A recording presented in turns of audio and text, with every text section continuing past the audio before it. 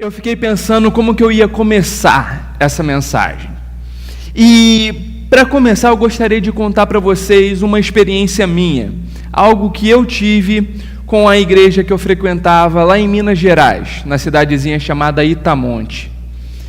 E é mais ou menos o seguinte: quando eu comecei a frequentar a igreja, tocava sempre uma música que mexia muito com o meu coração. Eu não vou cantar, porque senão isso seria uma terceira boa razão para você não vir à igreja. Mas então eu só vou recitá-la, tá bom? E a música é mais ou menos assim: somos corpo, e assim bem ajustados, totalmente ligados, unidos, vivendo em amor. Uma família sem qualquer falsidade, vivendo a verdade, expressando a glória do Senhor. Uma família vivendo o compromisso do grande amor de Cristo. Eu preciso de ti, querido irmão. Precioso és para mim, querido irmão. Eu lembro que quando eu escutava essa música, o pastor da igreja ele pedia para a gente dar as mãos entre os bancos e cantar essa música um olhando para o rosto do outro. E no começo, eu com meus 16 para 17 anos, eu achava aquilo a coisa mais linda do mundo. E como um bom adolescente que entra de cabeça em tudo, eu entrei de cabeça na igreja. E eu ia no culto de segunda-feira, no culto de quinta-feira, no culto de domingo à noite. Detalhe: na terça-feira à noite eram reuniões nas casas, então eu participava também, e quarta-feira era o que a gente chamava de tarde da bênção. Eu ia. E no sábado, o encontro dos adolescentes. Eu estava lá. Domingo de manhã, escola dominical. A minha presença era constante. Eu gostava um pouco desse negócio. E eu comecei a reparar nas pessoas. Eu comecei a ver que as pessoas que cantavam aquela música, um olhando para o olho do outro, somos corpo e assim bem ajustado. Quando acabava a música, falava assim: tá vendo aquela irmãzinha? Não presta, não vale nada. Mas aí no outro domingo estava ela de mão dada, olhando assim: eu te amo, querida. E eu lembro que na nossa igreja tinha dois grupos muito distintos. O grupo pezinho no fogo. Se você já tem uma vivência de igreja, você sabe o que é isso. É aquele pessoal que vai no monte orar, fala em línguas, grita bastante, e tem algumas profecias. E é um pessoal que não gosta muito de regras, prefere deixar pelo fluir do Espírito. E tinha um outro grupo, que eram os calvinistas reformados puritanos. O que é esse grupo? É o grupo que tinha muito zelo pela palavra de Deus. Era um grupo que ficava vendo os adolescentes lá na frente da igreja e ficava assim para o pastor depois: eles não podem ficar dançando, eles não podem ficar levantando a mão e fazendo coreografiazinhas. Eles eram aqueles que cronometravam o tempo que o pastor pregava, para depois falar: pastor, tem dó, né? Deus também cansa o ouvido. E era o grupo que falava assim: Deus não é surdo, para que esse povo está gritando? E, enfim, esse grupo também falava do outro o seguinte: eles só vão atrás das bênçãos de Deus, eles só vão atrás da mão de Deus, mas eles não vão atrás do Deus da bênção. Em contrapartida, o grupo do pé do fogo olhava para aquele grupo e falava assim: vocês são mornos, vocês são frios, Deus vai vomitar vocês. Eu comecei a ver que aquela música não condizia muito com o dia a dia das pessoas. E por que eu estou falando isso para vocês? Porque e tem um detalhezinho que eu já ia me esquecendo. Os adolescentes eram aqueles que traziam vida para a igreja. Literalmente. No meu grupo, 2 meninas engravidaram. O pessoal trazia vida para o negócio. E eu lembro de constantes conversas com o pastor da igreja, porque ele chegava para mim e falava assim: Tiago, você está namorando outra menina? Você já estava ficando com uma, você começou a namorar com outra. E, gente, com o meu coração sincero, eu olhava para ele e falava assim: pastor, eu sou tão carente. Ele não conseguia me entender. Mas o negócio é, se tivesse uma pessoa de fora e olhasse para aquele grupo, iria falar: esse é um lugar de gente complicada. Essa igreja é, no mínimo, muito complicada. E por que igreja é complicada? Igreja é complicada porque gente é complicada, porque pessoas são complicadas. Por exemplo, o filósofo Blaise Pascal, ele afirmava assim: todo ser humano é mentira, disfarce e hipocrisia. Todo ser humano é mentira, disfarce e hipocrisia. Vamos dar um exemplo bobo disso aí. Você está no elevador e aí entra uma pessoa. Você quer ser cortês com essa pessoa. Você olha nos olhos dela e diz: tudo bem? Vamos supor que essa pessoa seja bem verdadeira. Ela olha para você e fala: tudo bem? Tudo bem como? Olha a crise do país. Você conhece a minha esposa? Você sabe o momento que eu estou vivendo? Você sabia que nesse apartamento está cheio de infiltração? Tudo bem por quê? Tudo bem para quem? Como você reagiria a esse surto de verdade da pessoa? Você olhar: que bom, né? E esperar o elevador chegar no seu lugar. Blaise Pascal diz: nós somos mentira, disfarce e hipocrisia. E eu fiquei pensando em alguns figurões que refletem um pouco mais daquilo que somos. E eu acho que todos nós temos um pouquinho também de Homer Simpson. Eu não sei quantos de vocês conhecem, mas a frase chavão dele é: a culpa é minha, então eu coloco ela em quem eu quiser. Nós somos ótimos para colocar culpa em outras pessoas. Nós transferimos culpa. Ah, você fez isso. Não, eu fiz isso, mas eu só fiz isso porque você fez aquilo. Ah, você falou alto comigo, mas você viu o que você fez? Ou então no ambiente de trabalho: eu tenho certeza, você é a pessoa mais santa do mundo. Se fosse para Jesus nascer hoje, você seria a pessoa virgem na qual Jesus nasceria. Porque o problema é das outras pessoas. As outras pessoas são complicadas. As outras pessoas são falsas. As outras pessoas são mentirosas. Você, quando a culpa é sua, você coloca ela em quem você quiser. Por um outro lado, a gente também tem um pouquinho de Chaves. Tudo eu. As coisas só acontecem comigo. São pessoas que se vitimizam o tempo todo. Tadinho de mim. A culpa é da minha mãe. Você não sabe o inferno que ela fazia dentro de casa. A culpa é do meu pai, aquele homem foi tão ausente. A culpa é do sistema. A culpa é da Dilma, agora a culpa é do Temer. E a culpa vai ser daqui a pouco de outra pessoa. A culpa é da política. A culpa são os policiais que são corruptos. Tadinho de mim. Eu nasci no país errado. Eu nasci na época errada. Tadinho de mim. E a gente também tem um pouquinho de Johnny Bravo.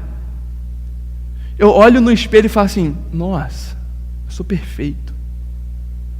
Em outras palavras, a gente mente para nós mesmos.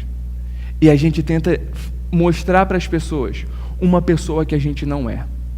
A gente tenta mostrar para as pessoas como nós somos inteligentes e a gente tenta esconder a nossa insegurança. A gente tenta mostrar para as pessoas como o nosso status, o nosso dinheiro, ele está transbordando. A gente só não mostra as dívidas e como que está afundado o nosso cartão. A gente tenta mostrar para as pessoas as fotos que a gente tira, os lugares que a gente foi. Só que a gente não mostra para as pessoas o que a gente esconde ou que a gente precisa abrir mão para estar nos lugares que a gente está. Por que eu estou falando isso? Eu poderia falar sobre um monte de outras coisas a respeito de quem somos. Mas isso aqui é só uma pinceladinha para mostrar como que somos pessoas complicadas. E imagina um monte de gente complicada vivendo no mesmo lugar, estando presente no mesmo lugar. Isso vai dar certo? E aí a gente chama isso de igreja.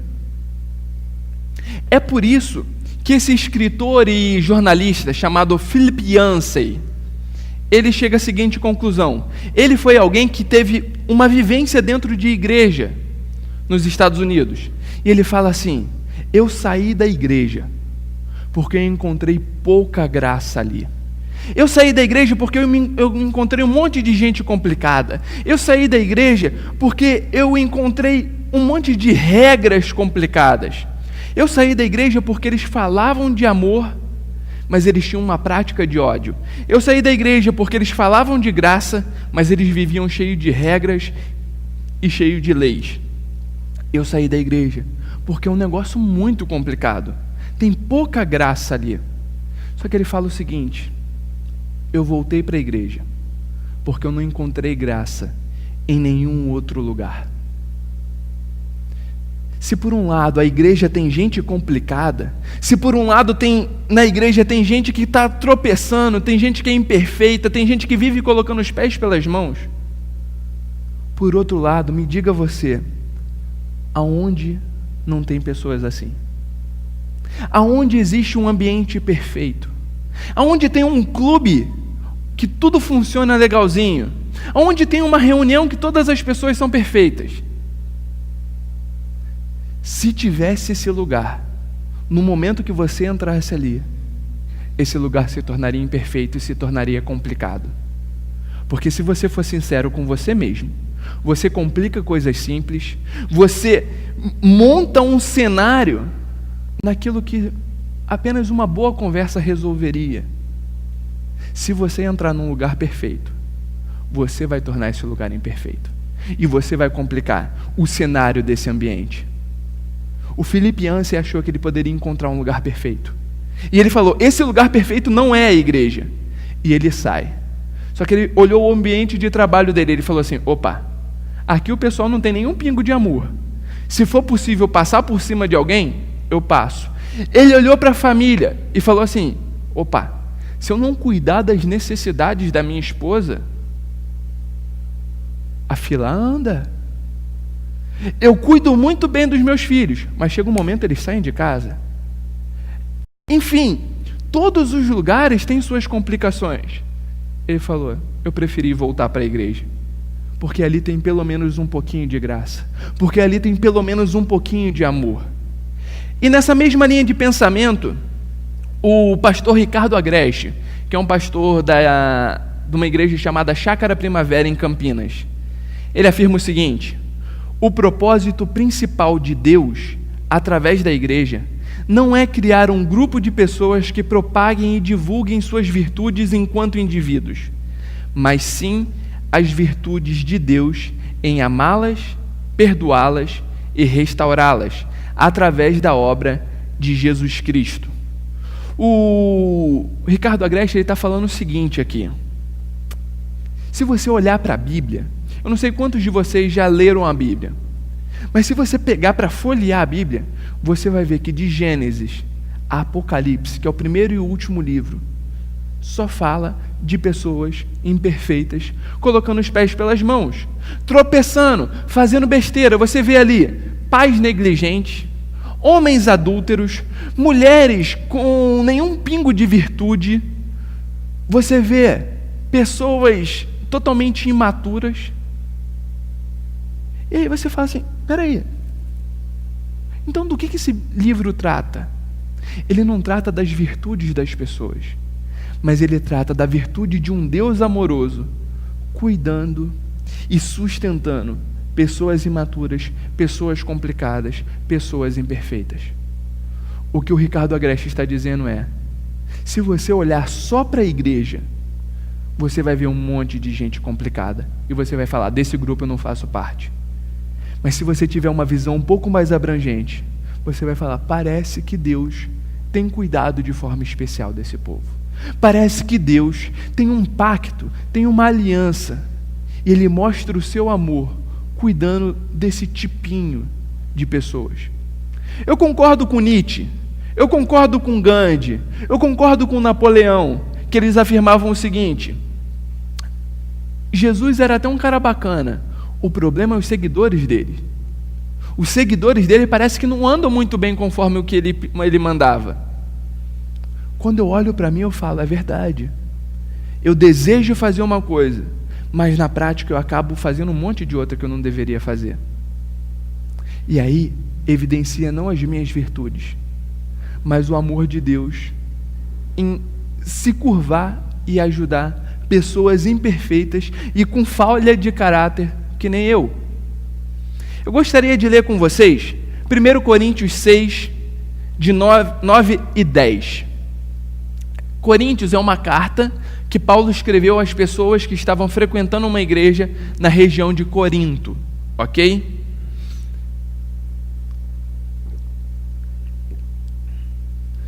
A carta diz o seguinte: vocês não sabem que os perversos não herdarão o reino de Deus? Não se deixem enganar, nem imorais, nem idólatras, nem adúlteros, nem homossexuais, passivos ou ativos, e nem ladrões, nem avarentos, nem alcoólatras, nem caluniadores, nem trapaceiros herdarão o reino de Deus. Até aí. Eu olho para esse texto e isso me gera uma certa angústia, porque Paulo ali, ele cita uma série de problemas, e ele chega à seguinte conclusão: essas pessoas que têm esses problemas não vão herdar o reino dos céus. Essas pessoas não têm chance nenhuma de herdar o reino dos céus. Só que se você analisar o texto, ele não tem o objetivo de falar todos os problemas. Ele cita alguns para mostrar o todo. Então, se você pega outros textos bíblicos, você vê outros problemas. Diante disso, eu vejo dois cenários. O primeiro cenário é dos religiosos. Aquelas pessoas que falam assim: é isso mesmo, essas pessoas têm é que sofrer, essas pessoas não são dignas do reino dos céus, essas pessoas não são dignas de estar ao meu lado dentro da igreja. Essas pessoas merecem sofrer. Mas eu vejo um outro tipo de pessoa aqui também. E talvez uma pessoa que tenha uma visão mais apurada do que o texto diz. Essa pessoa, ela fala assim: opa, espera aí, Paulo está falando de mim, porque eu sou imoral nos meus pensamentos, porque eu sou mentiroso, porque eu sou fofoqueiro, porque eu tenho uma série de complicações, eu sou avarento com meu dinheiro, eu sou idólatra porque eu coloco um monte de deuses no lugar de Deus na minha vida. Eu adoro o dinheiro, eu adoro o sexo, eu adoro a fama, eu adoro ser bajulado pelas pessoas. A pergunta que fica então é: quem herdará o reino dos céus? Porque se eu for sincero, eu faço parte dessa lista aqui. E deixa eu falar uma coisa para você. 3 coisas. Primeira, se você olhar para a pessoa que está do seu lado, essa pessoa faz ela faz isso aqui que Paulo escreveu. Se você olhar para a pessoa que está do seu lado, essa pessoa se enquadra nessa categoria. A segunda coisa, você se enquadra nessa categoria. Eu me enquadro nessa categoria. Nós somos pessoas complicadas, nós somos pessoas imperfeitas, nós somos pessoas trôpegas. Mas por outro lado, Paulo, ele mostra o seguinte: assim foram alguns de vocês, mas vocês foram lavados, foram santificados, foram justificados no nome do Senhor Jesus Cristo e no Espírito de nosso Deus. O que Paulo está falando aqui é: no máximo o que você é ex alguma coisa. No máximo o que você é ex alguma coisa. E cá entre nós, o ex é aquele que está buscando não ser mais. E se a gente for sincero, tem gente aqui que não é tão ex assim, vai. Se eu olhar para mim, eu não sou tão ex assim em alguns aspectos. Eu quero ser ex em algumas coisas, mas eu não sou ex em algumas outras. Mas Paulo, ele nos mostra algumas coisas. Paulo nos mostra uma boa notícia. Ele fala assim: vocês foram lavados, vocês foram santificados e vocês foram justificados. Reparem no seguinte, os 3 verbos estão na voz passiva. Ah não, Tiago, eu já saí da escola, eu odeio português. O que é esse negócio de voz passiva? É o seguinte, não somos nós que fazemos a ação, é outra pessoa que faz a ação. Nós não somos o agente que executa a ação. Em outras palavras, não somos nós que nos lavamos, não somos nós que nos santificamos e não somos nós que nos justificamos. A pergunta então é, quem é que faz isso? O agente dessas 3 ações é Deus. Deus é quem nos lava, Deus é quem nos santifica e é Deus quem nos justifica. Permita-me aqui falar desses 3 verbos. O primeiro verbo, lavar, ele tem a ver com a limpeza de utensílios. E ele tem a ver com a limpeza de roupa. Só que o verbo no grego, ele tem um prefixo que traz a seguinte conotação: lavado por inteiro. Em outras palavras, o que Cristo fez foi nos purificar. Não tem mais nenhuma manchinha, não tem mais nenhuma sujeirinha. Nós nos apresentamos a Deus com uma roupa branca, só que salpicada de sujeira. Quem tem filho pequeno sabe o que é isso. E quem não tem filho pequeno já assistiu algum comercial do Omo e já viu como é que a criancinha chega para a mãe. O texto bíblico diz que nem Omo faz o que Jesus fez. Ele nos mostra diante de Deus com uma roupa limpa, impecável, perfeita. O verbo santificar, ele tem a ver com o seguinte: o povo de Israel antigo, eles pegavam os utensílios que eles tinham e eles ofereciam no templo. Eles davam para que o sacerdote usasse esses utensílios na casa de Deus, no templo de Deus na época. Então esses utensílios eram passados por um ritual de santificação, de purificação, e depois eles eram santificados, ou seja, separados para o uso exclusivo de Deus.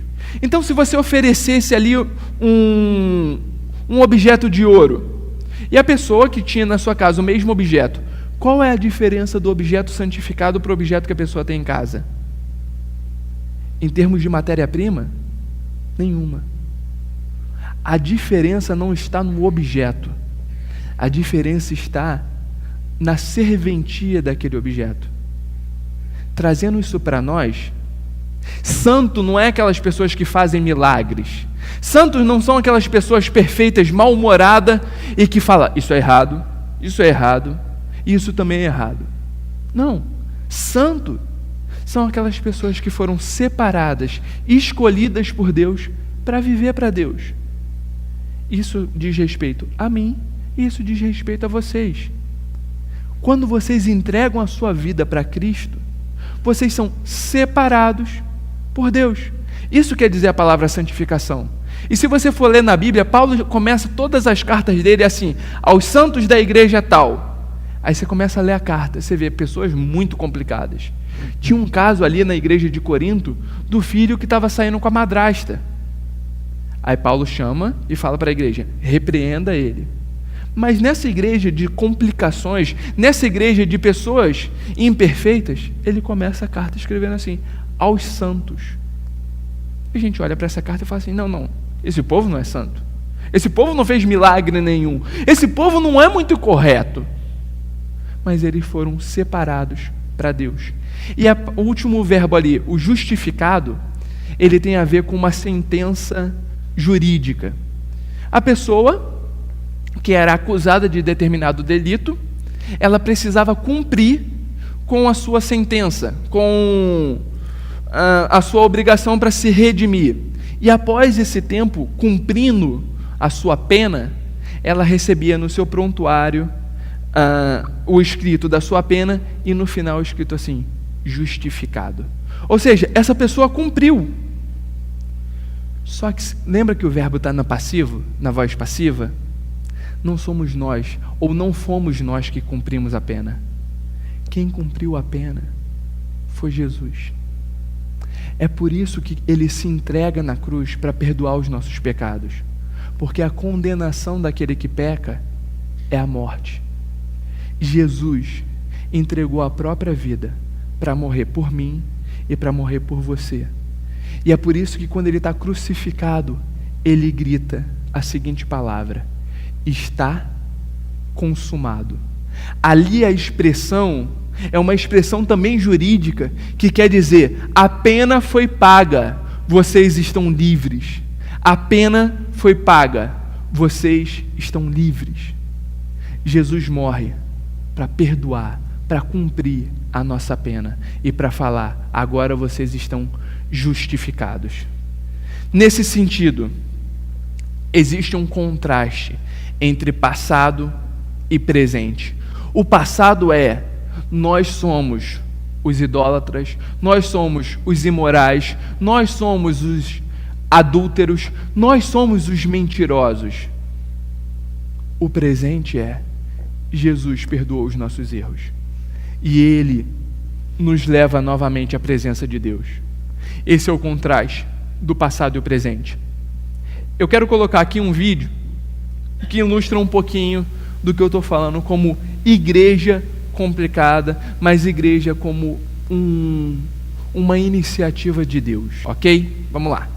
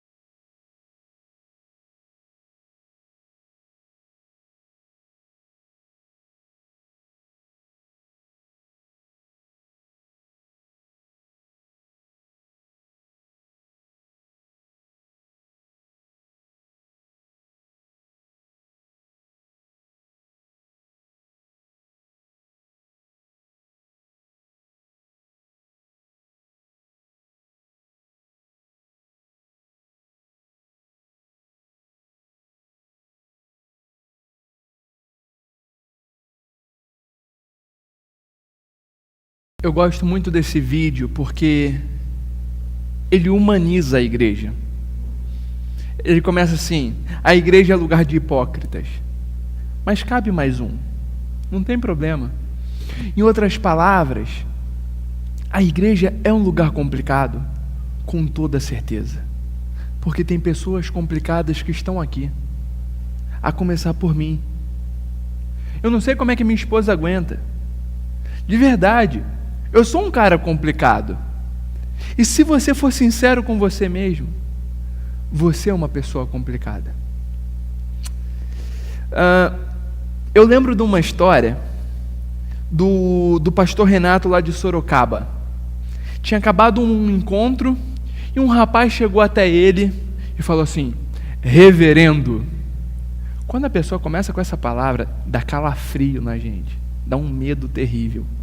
O cara: reverendo, agora eu encontrei a igreja certa para mim. Ele: por quê? Não, porque aqui as pessoas são maduras, porque aqui a condução do culto é impecável, porque aqui as coisas são de uma profundidade teológica incrível. Essa igreja é perfeita para mim. O Renato falou que olhou para a cara dele e falou: meu amigo, você está totalmente equivocado. Aí ele: por quê? Pelo seguinte: se você for olhar para as pessoas aqui, elas são totalmente imaturas. Elas colocam os pés pelas mãos o tempo todo, porque elas pisam na bola o tempo todo, porque a gente tenta ir para um lugar, está todo mundo indo para o outro, a começar por mim. Ele falou, se você está procurando uma igreja perfeita, por favor, dirija-se ao espaço ao lado, aqui não é o lugar para você. O rapaz nunca mais voltou. Talvez ele fosse um anjo pleno de perfeição, e ele deve ter voltado para o céu. Acho que é o único jeito. Mas em contrapartida, tem um arcebispo do século XIX chamado William Temple, que ele diz o seguinte: a igreja é a única sociedade cooperativa no mundo que existe em benefício dos que não são membros.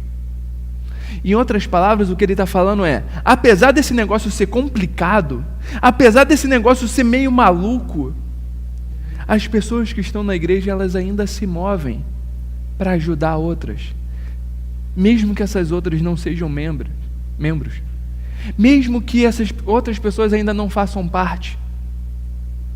A igreja é a única sociedade cooperativa no mundo que existe em benefício dos que não são membros. Eu quero ser sincero com vocês. Gente complicada é uma boa razão para você não ir a uma igreja. Gente complicada junto é muito complicado, para ser bem redundante. Então esse é um bom argumento. A próxima vez que alguém te convidar para ir numa igreja, você fala, não, lá tem gente complicada. Mas eu quero lançar um desafio para você. Vale a pena. Porque mesmo estando envolvido naquela igreja tão complicada, aquilo foi fundamental para definir o meu caráter e para definir quem eu sou hoje. Apesar de igreja ser um lugar complicado, eu ainda acredito na igreja. E eu ainda acredito que é um lugar que vale a pena. Eu quero concluir então trazendo alguns pensamentos para vocês. Primeiro, somos pessoas imperfeitas e limitadas, é verdade. Mas Deus resolveu nos amar e vir ao nosso encontro. Jesus se entregou numa cruz não por pessoas perfeitas, não por pessoas impecáveis. Ele veio por mim e por você. Ele se entregou por mim e por você. E Ele estabeleceu uma ponte para que pessoas imperfeitas se relacionassem com Deus perfeito. Jesus é a ponte. O que Ele exige de você? Apenas que você se entregue a Ele e fale, eu quero viver para você. Todas as coisas e pessoas exigem uma entrega de você. Somente Jesus se entregou antes de pedir algo em troca. Ele nos amou de tal forma que Ele deu a vida dele por mim e por você. Seu namorado, sua esposa, seu marido, talvez a sua mãe e o seu pai se entreguem por você. Mas a Bíblia fala que que Cristo se entregou por nós quando nós ainda éramos inimigos de Deus. Eu tenho certeza absoluta que você daria a sua vida por aquela pessoa que te persegue. Não é verdade? Tenho certeza que você falaria, não, eu morreria por aquela pessoa mala, enjoada, perversa, que só fala mal de mim. Porque o meu amor vai além da conta. Jesus se entregou por mim e por você, quando nós éramos inimigos dele. Por isso, tenha uma visão mais humilde a respeito de si mesmo. Para de achar que você é o Johnny Bravo. Você não é, infelizmente. Então, devagar. Tenha uma visão mais realista sobre quem você é. Segundo, cultive relacionamentos mais graciosos. Porque se você sabe quem você é, você vai estender a graça para a pessoa do seu lado. É muito interessante como nós somos imperfeitos, mas nós exigimos perfeição das outras pessoas. Você já reparou isso? A gente é totalmente imperfeito, mas erra com a gente para ver. Nossa, Thalita, você fez isso de novo? Thalita é minha esposa. Nossa, no meu trabalho parece que as pessoas não entendem. Será que você entende as pessoas? Comece a cultivar relacionamentos mais graciosos. E por fim, participe de uma comunidade imperfeita, mas que se esforce em acertar. O máximo que nós somos é ex alguma coisa. Então, se esforça. Aqui nós estamos tentando seguir para um caminho. A nossa visão é, a gente entende que Deus é o nosso objetivo. E a gente está nessa viagem, em busca por Deus. Você tem dúvida? Eu também tenho, um monte. E talvez a gente nem tenha todas as respostas. Eu tenho certeza absoluta que não temos. Mas a gente está tentando caminhar. E a gente está tentando acertar. E o convite está aberto a vocês. Se você quiser tropeçar com a gente, vamos tropeçar junto. Se você quiser errar com a gente, olha, a gente é especialista. Eu tenho uns erros que, assim, eu acho que ninguém erra melhor do que eu. A gente pode tentar errar junto, mas tentar acertar também. Ok? Vamos orar? Senhor, em nome de Jesus, Pai, tem misericórdia de nós. Tem misericórdia porque nós somos muito falhos. Tem misericórdia, Deus, porque às vezes nem nós nos aguentamos. Mas ainda assim, o Senhor nos aguenta, o Senhor nos ama, e o Senhor tem uma proposta de vida para nós. Nos ensina a viver debaixo do Teu propósito. Nos ensina a caminhar com o Senhor. Nos ensina a viver na Sua graça. Nos ensina a amarmos as pessoas ao invés de julgá-las. Nos ensina, Deus, a viver para Ti. Em nome e por amor de Jesus. Amém.